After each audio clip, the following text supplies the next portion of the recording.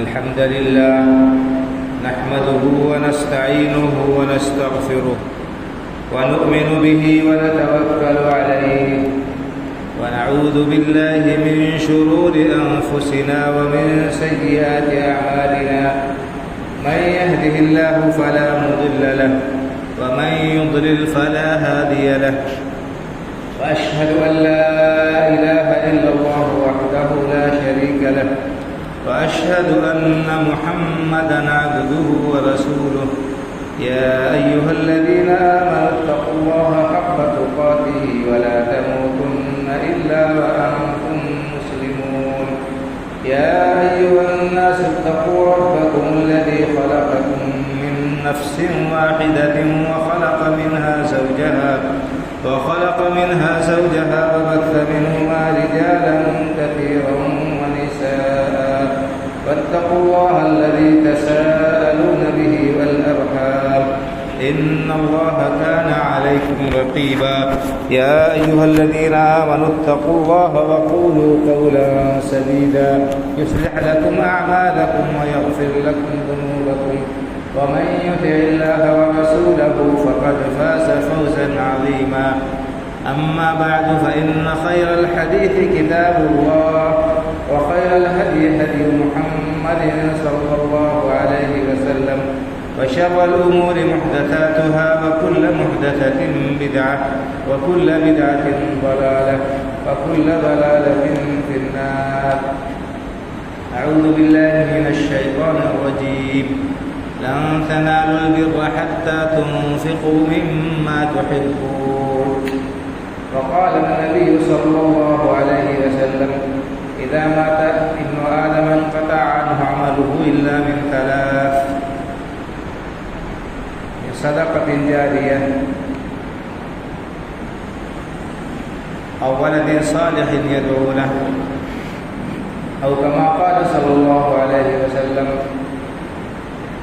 رب اشرح لي صدري ويسر لي أمري واحلل عقدة من لساني يفقهوا قولي سبحانك لا علم لنا إلا ما علمتنا إنك أنت العليم الحكيم. اللہ وحدہ لا شریک کی حمد و ثنا اور رسول اکرم صلی اللہ علیہ وسلم پر صلاۃ و سلام کے بعد معزز حاضرین جمعہ، اس وقت دو اہم موضوعات اکٹھا ہو گئے ہیں. ان میں سے ہر موضوع انتہائی اہم اور اس لائق ہے کہ اس پر تفصیلی گفتگو کی جائے.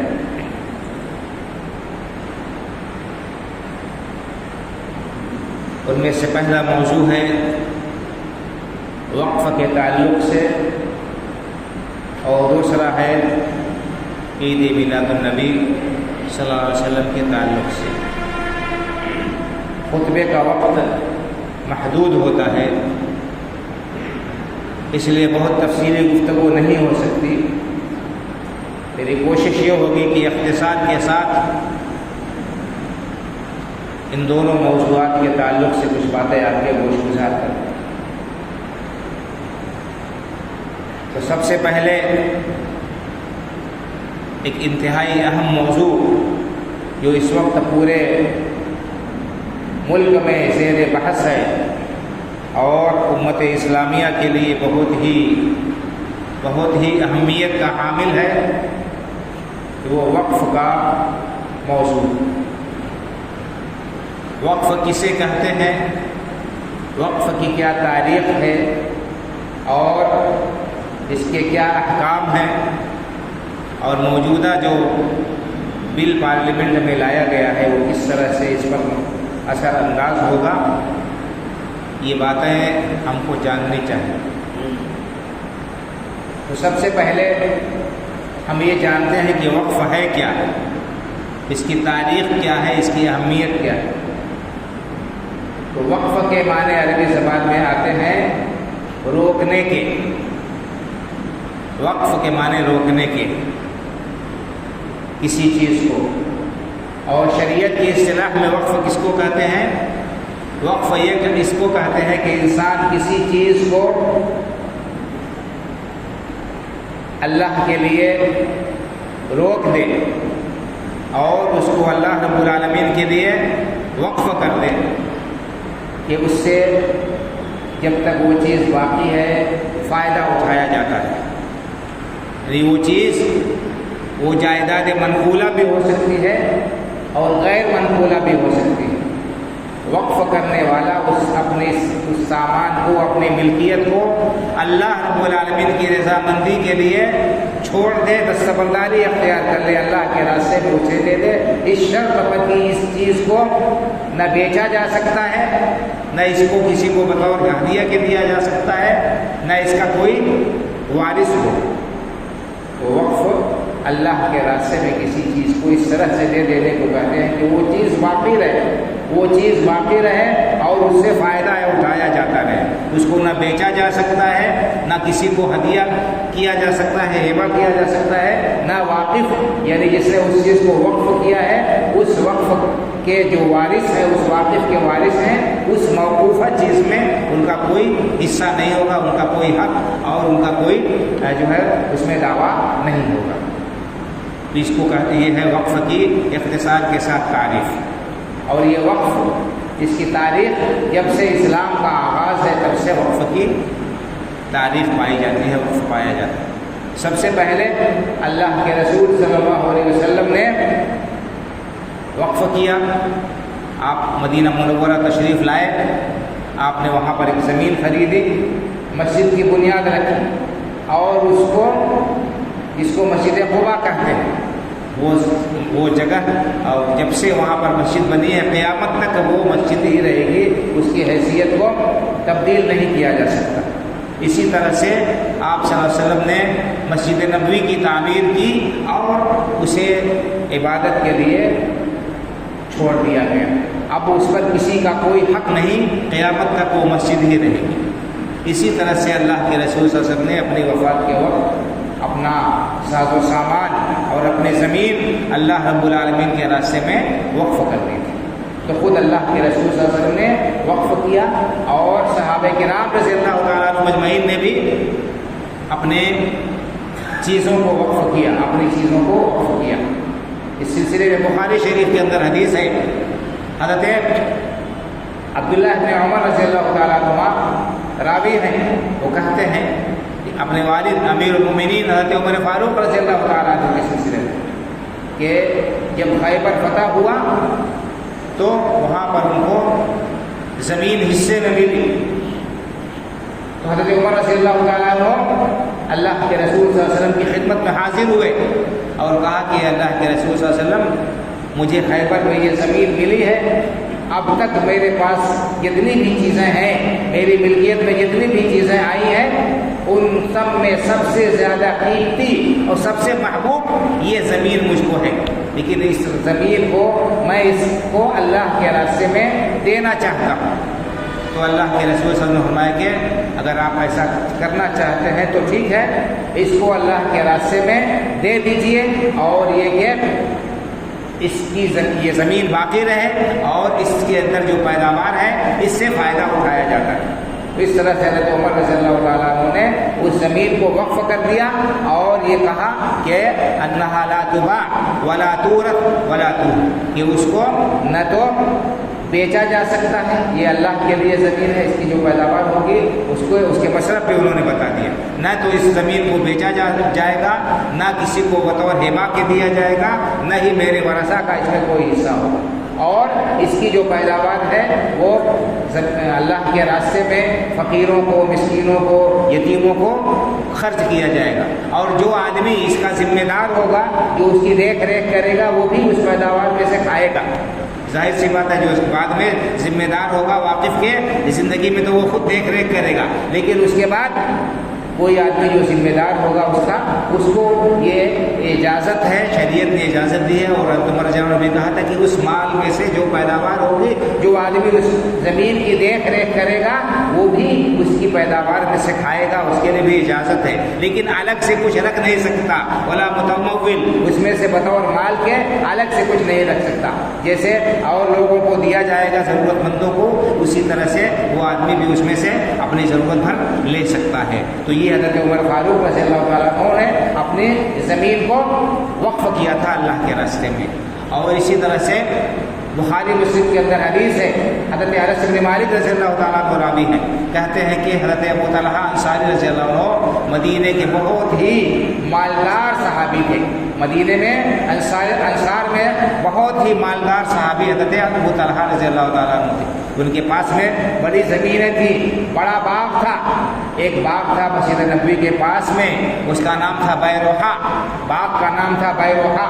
اس کے اندر پانی بھی تھا، بڑا شیریں پانی تھا، اللہ کے رسول صلی اللہ علیہ وسلم وہاں سے پانی منگایا کرتے تھے پینے کے لیے۔ کہتے ہیں حضرت انس رضی اللہ تعالیٰ عنہ کہ جب یہ آیت کریمہ نازل ہوئی کہ لن تنالوا البر حتى تنفقوا مما تحبون، کہ تم لوگ نیکی حاصل نہیں کر سکتے یہاں تک کہ اپنے محبوب مال کو اللہ کے راستے میں خرچ کر دو، تو حضرت ابو طلحہ رضی اللہ تعالیٰ عنہ اللہ کے رسول صلی اللہ علیہ وسلم کی خدمت میں آئے اور انہوں نے کہا کہ اللہ کے رسول صلی اللہ علیہ وسلم، اللہ تعالیٰ نے آیت کریمہ نازل فرمائی کہ لن تنالوا البر حتى تنفقوا مما تحبون، تم لوگ نیکی حاصل نہیں کر سکتے یہاں تک کہ اللہ کے راستے میں اپنا محبوب مال خرچ کر دو، اور میرے نزدیک میرا سب سے محبوب مال یہی بیروحہ، یہ باغ ہے جو میں اللہ کے راستے میں خرچ کرنا چاہتا ہوں۔ دیکھیے صحابہ کرام رضی اللہ تعالیٰ عنہ اجمعین کا جذبہ کہ اللہ کی طرف سے حکم نازل ہوتا ہے، کوئی فرمان نازل ہوتا ہے، اس پر عمل پیرا ہونے کے لیے ہم وقت آمادہ و تیار رہتے ہیں، کمر بستہ رہتے ہیں، اور اللہ رب العالمین کی رضامندی کے حصول کے لیے سرگردہ رہتے ہیں، اس میں سبقت کرتے ہیں۔ آج ہمارا معاملہ اس کے برعکس ہے۔ دنیا کے معاملے میں تو ہم بڑے ہوشیار، بڑے چالاک ہیں، اپنا ایک ذرے کا، ایک دمڑی کا نقصان نہیں ہم کرنا چاہتے، جان بوجھ کر ہمارا کوئی نقصان ہو جائے ہمیں گوارا نہیں، لیکن دین کے معاملے میں کتنا نقصان ہو رہا ہے، کتنا خسارہ ہو رہا ہے، ہمارا دین ضائع ہو رہا ہے، برباد ہو رہا ہے، اس کی ہم کو کوئی پرواہ نہیں ہے۔ کتنی نیکیاں ہم روزانہ ضائع کرتے ہیں جن کو ہم حاصل کر سکتے ہیں، جن سے ہم اپنا دامن بھر سکتے ہیں، جس سے ہم اپنا اعمال نامہ وزنی کر سکتے ہیں۔ اٹھتے بیٹھتے چلتے پھرتے تسبیح و تحلیل پڑھنا، سبحان اللہ، الحمدللہ، اللہ اکبر، لا الہ الا اللہ، استغفر اللہ کا ذکر کرنا کس کے لیے مشکل ہے، لیکن ہماری زبانوں سے یہ کلمات ادا نہیں ہوتے۔ اس کے برعکس غیبت، چغلی اور لگائی بجھائی، گالی گفتاری، ادھر ادھر کی تماشے بازی، ٹھٹھے، مذاق، یہ ساری باتیں ہم بہت آسانی سے کرتے ہیں، یہ سارے کام ہم انجام دیتے ہیں، لیکن ہماری زبان سے اللہ رب العالمین کے تسبیح و تحمید کے کلمات نہیں نکلتے۔ اسی طرح سے ہم لہو و لعب کی مجلسوں میں گھنٹوں گزار دیتے ہیں، گپ شپ میں، لیکن وقت پر اذان کے ساتھ مسجد میں حاضر ہو کر سنتیں پڑھنا ہمارے لیے پہاڑ ہوتا ہے، پہاڑ سے زیادہ بھاری ہوتا ہے۔ آپ نے حدیث سنی ہوگی، ام المؤمنین حضرت ام حبیبہ رضی اللہ تعالیٰ عنہ کہتی ہیں کہ اللہ کے رسول صلی اللہ علیہ وسلم نے فرمایا کہ جو شخص دن بھر میں ایک دن میں 12 رکعت سنتیں پڑھتا ہے، فرض نہیں، 12 رکعت سنتیں جو شخص پڑھتا ہے، اللہ رب العالمین اس کے لیے جنت میں ایک محل بنائے گا۔ سبحان اللہ، جنت میں محل۔ دنیا میں ایک گھر آدمی بنا لیتا ہے تو بڑا خوش ہوتا ہے، زندگی بھر محنت کرتا ہے ایک گھر بن جائے، ایک اچھا گھر بن جائے، اور اس کے بعد محنت کر کے جب گھر بناتا ہے کتنے سال اس میں جیتا ہے، پھر چھوڑ کر چلا جاتا ہے دنیا سے۔ جنت میں محل بنانے کی اللہ کے رسول اعظم ضمانت لے رہے ہیں اور بشارت دے رہے ہیں۔ 12 رکعت نماز، فجر سے پہلے 2 رکعت سنت، ظہر سے پہلے 4، ظہر کے بعد 2، یہ ہو گئی 8، مغرب کے بعد 2 اور عشاء کے بعد 2، یہ 12 رکعت ہیں، ان کو سنن راتبہ کہتے ہیں۔ ہم کو کوئی کام نہیں ہے لیکن ہم نماز نہیں پڑھیں گے، کس کا نقصان ہے، کس کا خسارہ ہے؟ ہم اپنا خسارہ ہے۔ ایک بوٹی اور جو ہے ایک روٹی کے لیے لڑائی ہوتی ہے، اور چند پیسوں کے لیے لڑائی ہوتی ہے، فکر ہوتی ہے، لیکن آخرت کے لیے، جنت کے لیے کوئی فکر نہیں۔ غلہ مل رہا ہے، فنگر لگ رہا ہے کہ نہیں لگ رہا ہے، اس کی فکر ہوتی ہے پہلے سے تاکہ ہمارا غلہ نہ چلا جائے۔ لیکن آخرت کے لیے، جنت کے لیے، اللہ رب العالمین کو راضی کرنے کے لیے کوئی محنت نہیں کرنی ہے۔ گھر بیٹھے اپنا کام کرتے ہوئے تسبیح و تحلیل اور استغفار اور نیکی و بھلائی کے کام ہم کر سکتے ہیں، اس کی ہم کو توفیق نہیں ہوتی ہے۔ تو بہرحال صحابہ کرام رضی اللہ تعالیٰ عنہ کے دلوں میں یہ جذبہ ہوتا تھا نیکی و بھلائی کے کاموں میں سبقت کرنے کا۔ جب یہ آیت کریمہ نازل ہوئی، لن تنالوا البر حتى تنفقوا مما تحبون، تم نیکی و بھلائی نہیں حاصل کر سکتے یہاں تک کہ اللہ کے راستے میں اپنا محبوب مال خرچ کر دو۔ تو حضرت ابو طلحہ رضی اللہ عنہ اللہ کے رسول صلی اللہ علیہ وسلم کی خدمت میں آئے اور کہا کہ اللہ کے رسول صلی اللہ علیہ وسلم، میرے نزدیک سب سے محبوب مال یہی باغ ہے بیروحہ، اس کو میں اللہ کے راستے میں دیتا ہوں۔ تو اللہ کے رسول نے فرمایا کہ ٹھیک ہے، اس کو اپنے یعنی اس کے پیداوار کو اپنے رشتہ داروں میں دے دو۔ تو انہوں نے اپنے رشتہ داروں میں اس کی پیداوار کو دے دیا۔ تو یہ بھی حضرت ابو طلحہ رضی اللہ تعالیٰ عنہ نے اس باغ کو وقف کر دیا تھا کہ اس کی پیداوار ان کے رشتہ داروں، ان کے قرابت داروں کو دی جائے۔ اسی طرح سے حضرت عثمان غنی رضی اللہ تعالیٰ عنہ نے بیر روما نامی کنواں خرید کر اس کو مسلمانوں کے لیے وقف کیا تھا۔ مدینے میں میٹھا پانی نہیں پایا جاتا تھا، جو چشمے تھے یا کنویں تھے اکثر کھاری پانی کے تھے، پینے کے پانی کی، میٹھے پانی کی بڑی قلت تھی۔ ایک کنواں تھا روما نام کا، ایک یہودی کے قبضے میں تھا، اور یہودی انتہائی خسیس فطرت والے اور انتہائی لالچی اور حریص ہوتے ہیں۔ وہ پانی لوگوں کو پیسے سے دیتا تھا اور لوگوں کو مشقت ہوتی تھی۔ تو اللہ کے رسول صلی اللہ علیہ وسلم نے فرمایا کہ کون ہے جو اس بیر روما کو خرید کر اس کو مسلمانوں کے لیے وقف کر دے، اس میں مسلمانوں کو اجازت دے دے کہ وہ بھی اس سے پانی لے، وہ خود بھی پانی لے اور دوسرے لوگوں کو بھی اجازت دے دی کہ وہ اس سے پانی لے، میں اسے بشارت دیتا ہوں اس سے بہتر چیز کی جنت میں اس کو اس سے بہتر بدلہ ملے گا۔ چنانچہ حضرت عثمان غنی رضی اللہ تعالیٰ عنہ نے اس کنویں کو خرید کر اور اسے مسلمانوں کے لیے، وہاں کے لوگوں کے لیے وقف کر دیا۔ تو یہ کنواں انہوں نے وقف کیا تھا۔ اسی طرح سے حضرت سعد رضی اللہ تعالیٰ عنہ تھے، ان کی والدہ کا اچانک انتقال ہو گیا، کچھ کہہ نہیں سکی۔ تو اللہ کے رسول صلی اللہ علیہ وسلم سے انہوں نے پوچھا کہ اللہ کے رسول، میری والدہ کا اچانک انتقال ہو گیا اور وہ کچھ وصیت نہیں کر سکی، اگر انہیں موقع ملتا تو شاید وہ کچھ وصیت کرتی، تو کیا میں ان کی طرف سے صدقہ کروں تو ان کو کچھ فائدہ پہنچے گا؟ تو آپ نے فرمایا کہ ہاں۔ تو انہوں نے بھی ایک باغ اپنی والدہ کی طرف سے صدقہ کیا تھا۔ اس طرح سے بہت ساری مثالیں ہیں عہد صحابہ میں۔ صحابہ کرام رضی اللہ تعالیٰ عنہ اجمعین جو ہے وہ وقف کرتے تھے اللہ کے راستے میں، زمین، باغ، اسی طرح سے گھر اور دوسری چیزیں وقف کرتے تھے۔ بلکہ روایات میں یہ بھی آتا ہے کہ انصار اور مہاجرین میں سے، خاص طور سے مہاجرین میں سے کوئی صحابی ایسے نہیں تھے جن کے پاس میں حیثیت رہی ہو اور انہوں نے کوئی چیز اللہ کے راستے میں وقف نہ کی ہو۔ سب لوگ اپنی حیثیت کے مطابق چھوٹی بڑی چیز اللہ کے راستے میں وقف کیا کرتے تھے، اور یہ چیز بعد تک مسلمانوں میں باقی رہی، آج بھی پائی جاتی ہے کہ اللہ کے واسطے اپنے کمائی میں سے، اپنی ملکیت میں سے اللہ کے لیے کچھ چیزوں کو وہ وقف کر دیتے ہیں کہ یہ چیز باقی رہے گی، اور یہ چیز اس کی پیداوار سے یا اس سے جو چیز یہ فائدہ یا نفع ہوگا یا جو آمدنی ہوگی اس سے لوگوں کی ضروریات پوری کی جائیں، اس سے لوگوں کی ضروریات پوری کی جائیں۔ اس کے بہت سارے یہ ہے تاریخ، اور اس کا فائدہ کیا ہے؟ اس کا فائدہ یہ ہے کہ انسان جب تک اس کا یہ سامان، اس کی یہ وقف کی ہوئی چیز موجود ہے، لوگ اس سے فائدہ اٹھا رہے ہیں، اس کے اعمال نامے میں ثواب لکھا جاتا رہے گا۔ اللہ کے رسول کی حدیث کیا ہے؟ آپ نے فرمایا کہ انسان کا جب انتقال ہو جاتا ہے تو اس کا عمل کا سلسلہ موقوف ہو جاتا ہے، اس کے عمل کا سلسلہ بند ہو جاتا ہے، لیکن 3 کام اگر انسان کر کے گیا ہوتا ہے اس دنیا میں، ان کا ثواب اس کو مرنے کے بعد بھی ملتا رہتا ہے، اس کا ثواب اسے مرنے کے بعد بھی اس کے اعمال نامے میں لکھا جاتا ہے۔ ایک کیا ہے؟ علم ينتفع به، انسان ایسا علم چھوڑ کر جائے اس سے لوگ فائدہ اٹھائیں، ایسا علم چھوڑ کر جائے جس سے لوگ فائدہ اٹھائیں۔ کسی کو آدمی نے قرآن پڑھا دیا، کسی کو دین کی تعلیم دے دی، آخری درجات تک پڑھا دیا، کم زیادہ جتنا بھی سکھایا پڑھایا آپ نے کسی کو، جب تک وہ سلسلہ باقی ہے آپ کو ثواب ملتا رہے گا۔ ایک آدمی اگر عالم نہیں ہے، اس کو چند صورتیں ہی یاد ہیں،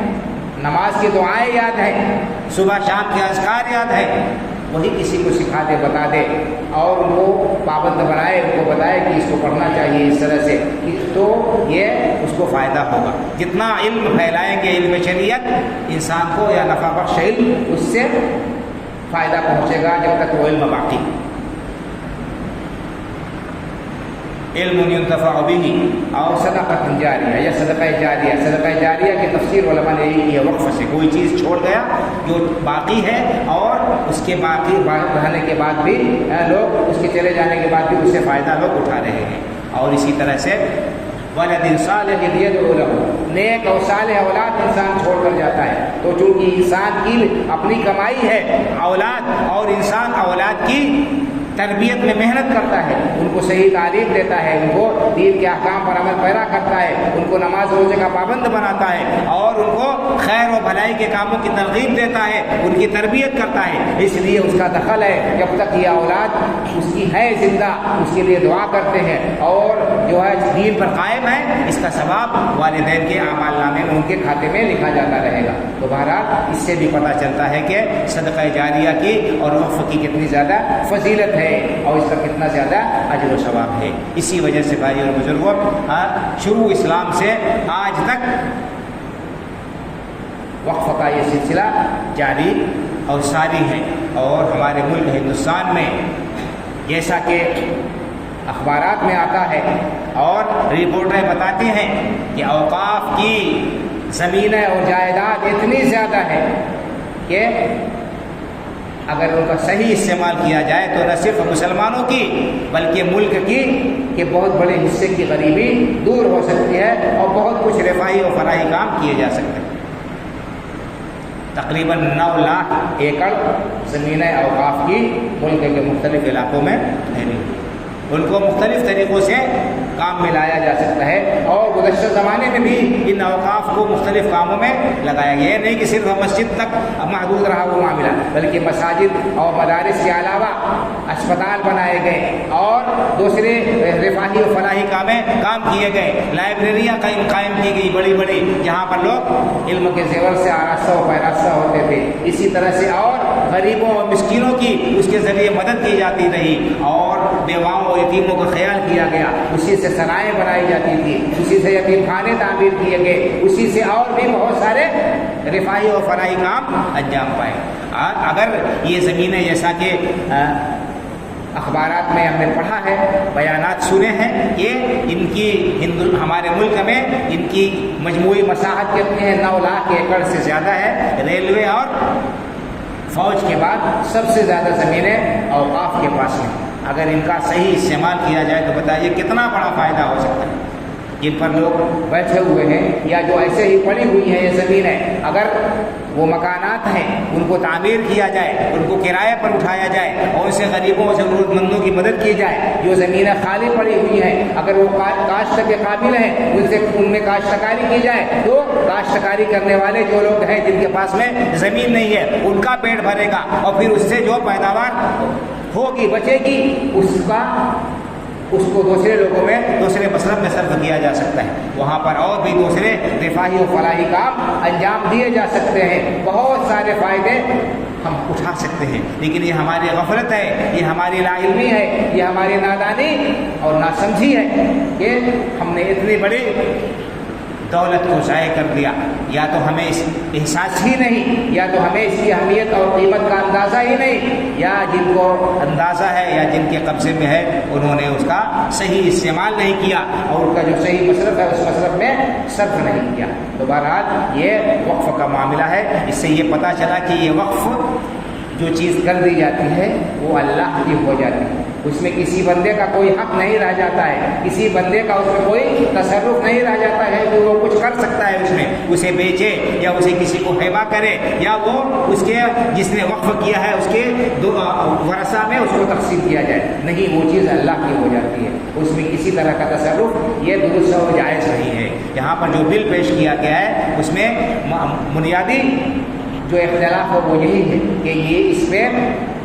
بندوں کا حق اور ان کو تصرف کرنے کا حق حاصل ہو جائے گا، وہ جہاں چاہیں گے اس کا استعمال کریں گے اور جس طرح سے چاہیں گے اس کو صرف کریں گے، اور بھی اس طرح سے دوسری خرابیاں ہیں ان کو یہاں میں نہیں بیان کرنا چاہتا یا بیان کرنے کی گنجائش نہیں ہے۔ کہنے کا مطلب یہ ہے کہ وقف کیا ہے اسلام میں، اس کی کیا اہمیت ہے، اس کے کیا فائدے ہیں، اور آپ تاریخ پڑھیں کہ وقف کی بڑے بڑے کام انجام دیے گئے انہی موقوفہ جائیداد کے ذریعے سے، انہی چیزوں کے ذریعے سے۔ اور وقف صرف بڑی چیز ہی کا نہیں ہوتا ہے، چھوٹی چیز کا بھی ہو سکتا ہے، وقف صرف زمین ہی کا اور باغ اور کھیت کا نہیں ہوتا ہے، وقف اور دوسری چیزوں کا بھی ہو سکتا ہے، مشینری کا بھی وقف ہو سکتا ہے۔ انسان اگر مثال کے طور پر آج کے زمانے میں کمپیوٹر کا زمانہ ہے، 10-5 کمپیوٹر کوئی مالدار خرید کر دے دے، کسی جگہ رکھ دے کہ یہاں پر اس کے ذریعے سے آپ مستحق اور غریب بچوں کو تربیت دیں اور ان کو یہ کمپیوٹر سکھایا جائے، ہم اس کو وقف کرتے ہیں، یہ بھی ایک چیز ہو سکتی ہے۔ اور اسی طرح سے مثال کے طور پر یہاں پر کھیتی ہے، کھیتی کی زمینیں زیادہ ہیں، کوئی آدمی مثال کے طور پر مالدار ہے، ٹریکٹر خرید کر وقف کر دیتا ہے کہ یہ ٹریکٹر وقف ہے، ہم اس کو وقف کر رہے ہیں، یہاں پر جو زمینیں ہیں ان کی جوتائی اور بوائی کے لیے، کھیتی کے کاموں کے لیے یہ وقف ہے، اس کو اس میں استعمال کیا جائے، یہ بھی ہو سکتا ہے۔ اگر کسی علاقے میں کوئی کاروبار ہو رہا ہے، مثال کے طور پر فیکٹری ہے، یہاں پر پاور لوم ہے، مثال کے طور پر کوئی آدمی 1 power loom, 2 power loom, 10 power loom وہ وقف کر سکتا ہے کہ یہ ہم خرید کر دے رہے ہیں، اور جو بھی اس کی آمدنی ہوگی اس کی آمدنی سے غریبوں، بیواؤں، ضرورت مندوں، محتاجوں کی مدد کی جائے۔ اس طرح سے بہت سارے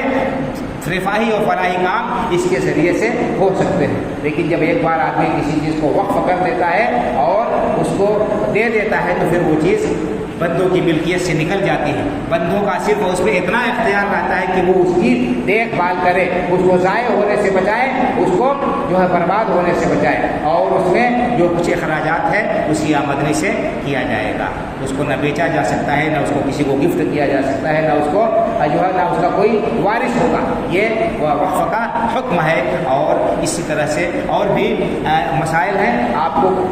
فقہ کی کتابوں میں، حدیث کی کتابوں میں وقف کے تعلق سے مختلف مستقل کتابیں،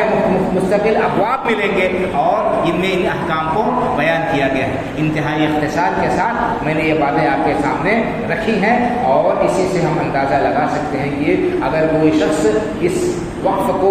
اپنی ملکیت میں لے کر اور اس سے خود اپنی مرضی سے تصرف کرنا چاہتا ہے، واقف کی مرضی اور اس کی منشا اور اس کے وصیت کے خلاف، تو اس کو اس کا اختیار نہیں ہے۔ واقف کی مرضی اور وقف کرنے والے نے جس مقصد کے لیے وقف کیا ہے اسی مقصد کے لیے اس وقف کو، اس موقوفہ چیز کو استعمال کیا جا سکتا ہے، اس کے مصرف کو بدلا نہیں جا سکتا ہے۔ یہ بھی یہ مسئلہ ہمیں معلوم ہونا چاہیے۔ تو یہ ساری چیزیں ہیں، اور اس بل کے اندر ان بنیادی چیزوں سے جو ہے تعارض اور ٹکراؤ پایا جاتا ہے، اس وجہ سے یہ مسئلہ اس وقت بڑا حساس بنا ہوا ہے۔ ہمیں چاہیے کہ ہم چیزوں کو اچھی طرح سے جانیں، اور شریعت میں کیا اس چیز کا مقام ہے اور اس کی کیا حیثیت ہے، اور شریعت کی روشنی میں ان کا کیا حکم ہے، ان کو بھی ہم جانیں، تاکہ ہم اپنے دین سے واقف ہو کر خود بھی کچھ نیکی و بھلائی کے کام کر سکیں۔ آج بھی ہم کچھ کام کر سکتے ہیں۔ اور بھی تفصیل ہے اس سلسلے میں کہ یہ وقف جو ہے کس طرح سے ہو سکتا ہے۔ ایک وقف عمومی ہوتا ہے جس سے سارے لوگ فائدہ اٹھا سکتے ہیں، عمومی وقف، اس میں سارے لوگ داخل ہیں۔ ایک وقف خصوصی ہوتا ہے کہ انسان کسی خاص کے لیے کر دے، فلاں شخص کے لیے یا اپنی اولاد کے لیے، کہ ہم اپنی اولاد کے اوپر اتنی چیز جو ہے اس کو وقف کرتے ہیں کہ اس کی اندر سے جو آمدنی ہوگی وہ ہمارے اولاد پر خرچ ہوگی، اولاد بقیہ جو جائیداد میں وارث ہوں گے ان کے، اور ان میں ترکہ ان کو ملے گا، حصہ ملے گا، لیکن جو زمین موقوف ہوگی، وقف ہوگی جو چیز، اس میں ان کو ترکہ میں وہ چیز تقسیم نہیں ہوگی، ان کا حق ورثہ کا اس میں نہیں ہوگا، البتہ واقف نے جو شرط رکھی ہے کہ اس کی آمدنی سے خرچ جو ہے لوگوں کو دیا جاتا رہے گا تو یہ خرچ ان کو اس میں سے ان کا حصہ ملے گا. یہ لمبی تفصیل ہے, یہاں پر سب کو بیان نہیں کیا جا سکتا. بس اتنے ہی بات میں خطبے کا وقت ختم ہو گیا. مجھے امید ہے کہ وقف کی شریعت میں کیا حیثیت ہے یہ آپ لوگوں کو کچھ اس سلسلے میں علم ہو گیا ہوگا. اسی طرح سے وقف کا کتنا ثواب ہے کہ اس کی وجہ سے انسان دنیا سے جانے کے بعد بھی جب تک چیز موقوف باقی رہتی ہے اس کو اس کا اجر ثواب ملتا رہتا ہے. اس میں ہمیں ترغیب ملتی ہے کہ ہم بھی اپنے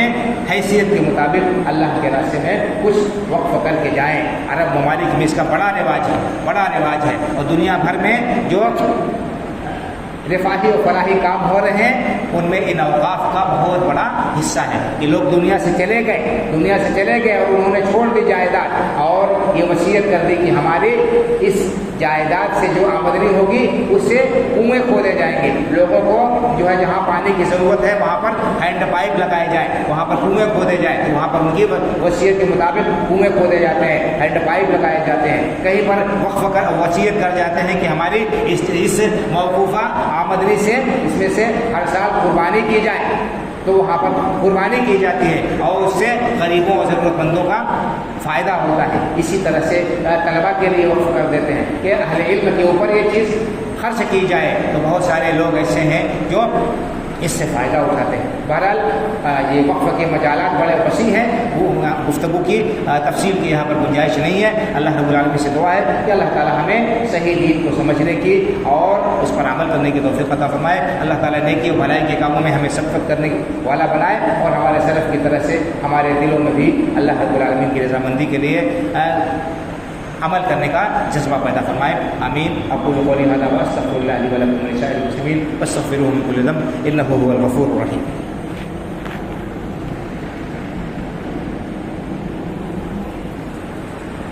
إن الحمد لله نحمده ونستعينه ونستغفره ونؤمن به ونتوكل عليه ونعوذ بالله من شرور أنفسنا ومن سيئات أعمالنا من يهده الله فلا مضل له ومن يضلل فلا هادي له وأشهد أن لا إله إلا الله وحده لا شريك له وأشهد أن محمدا عبده ورسوله إن الله وملائكته يصلون على النبي يا أيها الذين آمنوا صلوا عليه وسلموا تسليما. اللهم صل على محمد وعلى آل محمد كما صليت على إبراهيم وعلى آل إبراهيم إنك حميد مجيد. اللهم بارك على محمد وعلى آل محمد كما باركت على إبراهيم وعلى آل إبراهيم إنك حميد مجيد. اللهم انصر من نصر دين محمد صلى الله عليه وسلم وجعلنا منهم واخذل من خذل دين محمد صلى الله عليه وسلم ولا تجعلنا منهم. عباد الله رحمكم الله إن الله يأمر بالعدل والإحسان وإيتاء ذي القربى وينهى عن الفحشاء والمنكر والبغي يعظكم لعلكم تذكرون. فاذكروا الله يذكركم وادعوه يستجب لكم ولذكر الله أكبر والله يعلم ما تصنعون.